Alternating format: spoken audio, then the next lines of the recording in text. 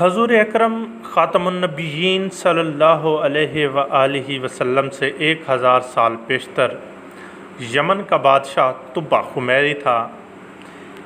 ایک مرتبہ وہ اپنی سلطنت کے دورے کو نکلا۔ 12,000 عالم اور حکیم اور 1,32,000 سوار، 1,13,000 پیادہ اپنے ہمراہ لیے ہوئے اس شان سے نکلا کہ جہاں بھی پہنچتا اس کی شان و شوکت و شاہی دیکھ کر مخلوق خدا چاروں طرف نظارہ کو جمع ہو جاتی۔ یہ بادشاہ جب دورہ کرتا ہوا مکہ معظمہ پہنچا تو اہل مکہ سے کوئی اسے دیکھنے نہ آیا۔ بادشاہ حیران ہوا اور اپنے وزیر اعظم سے اس کی وجہ پوچھی تو اس نے بتایا کہ اس شہر میں ایک گھر ہے جسے بیت اللہ کہتے ہیں، اس کی اور اس کے خادموں کی جو یہاں کے باشندے ہیں تمام لوگ بہت تعظیم کرتے ہیں، اور جتنا آپ کا لشکر ہے اس سے کہیں زیادہ دور اور نزدیک کے لوگ اس گھر کی زیارت کو آتے ہیں اور یہاں کے باشندوں کی خدمت کر کے چلے جاتے ہیں، پھر آپ کا لشکر ان کے خیال میں کیوں آئے؟ یہ سن کر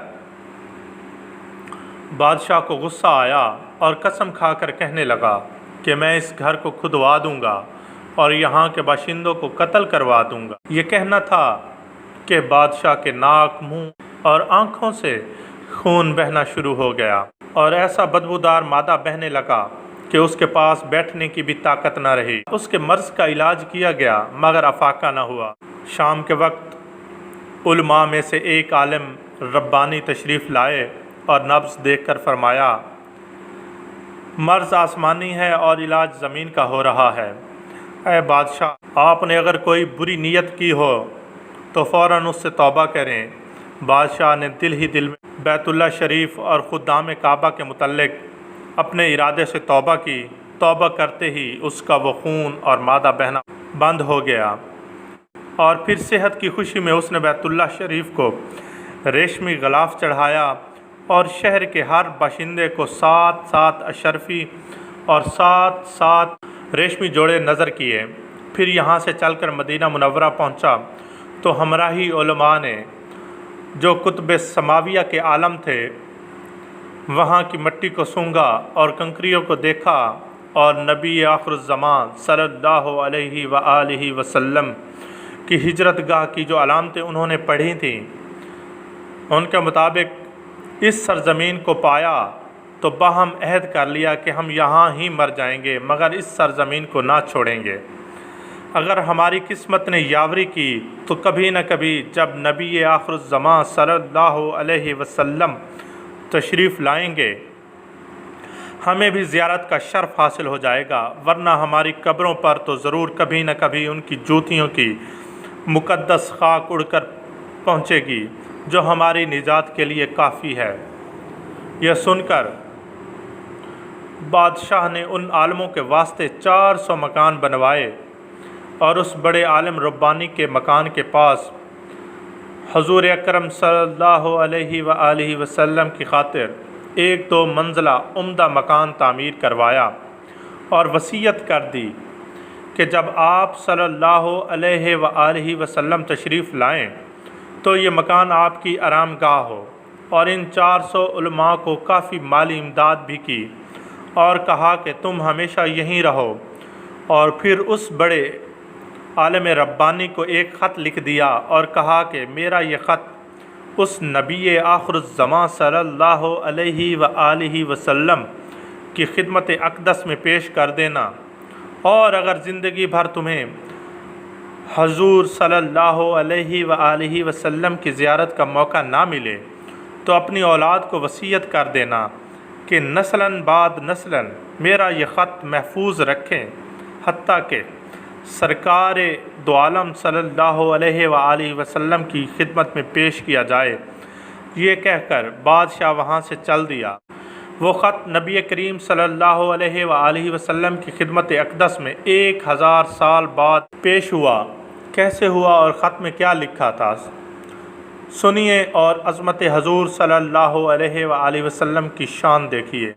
کم ترین مخلوق طبع اول خمیری کی طرف سے शफ़ी सैयद المرسلین محمد الرسول اللہ صلی اللہ علیہ وآلہ وسلم اما بعد۔ اے اللہ کے حبیب، میں آپ پر ایمان لاتا ہوں اور جو کتاب آپ پر نازل ہوگی اس پر بھی ایمان لاتا ہوں، اور میں آپ کے دین پر ہوں۔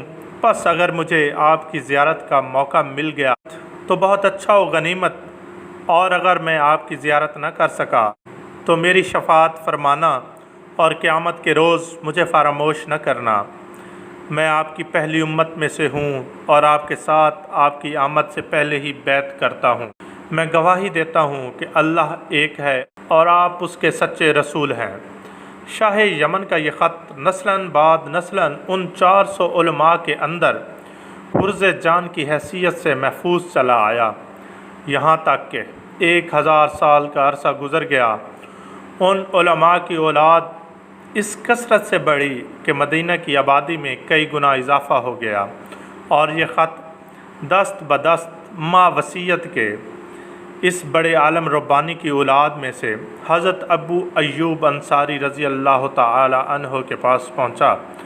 آپ نے وہ خط اپنے غلام خاص ابو لیلہ کی تحویل میں رکھا، اور جب حضور صلی اللہ علیہ وآلہ وسلم نے مدینہ ہجرت فرمائی اور مدینہ کی الوداعی گھاٹی مسنیات کی گھاٹیوں سے آپ کی اونٹنی نمودار ہوئی، اور مدینہ کے خوش نصیب لوگ محبوب خدا کا استقبال کرنے کو جوق در جوق آ رہے تھے، اور کوئی اپنے مکانوں کو سجا رہا تھا، تو کوئی گلیوں اور سڑکوں کو صاف کر رہا تھا، تو کوئی دعوت کا انتظام کر رہا تھا، اور سب یہی اصرار کر رہے تھے کہ حضور صلی اللہ علیہ وآلہ وسلم میرے گھر تشریف لائیں۔